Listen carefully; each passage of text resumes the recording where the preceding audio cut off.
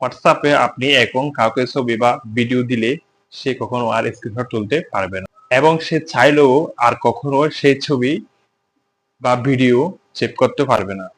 সে দেখার সাথে সাথে সেই ছবি বা ভিডিও সাথে সাথে রিমুভ হয়ে যাবে। সো এরকম ভিডিও পেতে আমার চ্যানেলটি সাবস্ক্রাইব করে রাখুন। এই জন্য আমাকে প্রথম যে কাজটি করতে হবে সেটি হচ্ছে আমার ফোনে থাকা হোয়াটসঅ্যাপে ক্লিক করতে হবে। ক্লিক করার পরে আমি যার কাছে ছবি বা ভিডিও পাঠাবো তার অ্যাকাউন্টে প্রবেশ করতে হবে। প্রবেশ করার পরে আপনি এখান থেকে নিচে একটা অপশন আছে, এই অপশনে ক্লিক করে এখান থেকে ছবি কিংবা ভিডিও সিলেক্ট করে নিতে হবে। হ্যাঁ, আমি সিলেক্ট করে নিচ্ছি। কারণ আমি এই ছবিটা আমি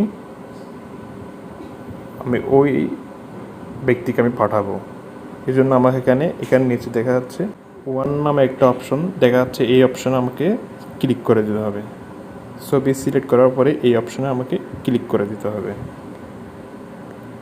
ক্লিক করে দেওয়ার পর আমি সেন্ড করে দেব।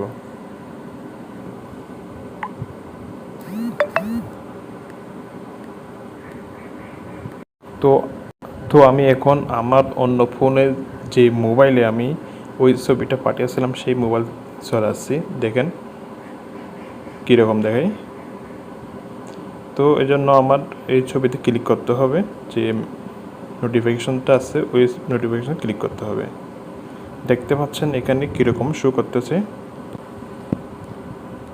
তো ক্লিক করার পর দেখা যাচ্ছে এখানে একটা ফটোস নামে একটা অপশন দেখা যাচ্ছে, এখানে আমি এখন ক্লিক করব। ক্লিক করার পর এই ছবিটা আমি এখন দেখতে পাচ্ছি।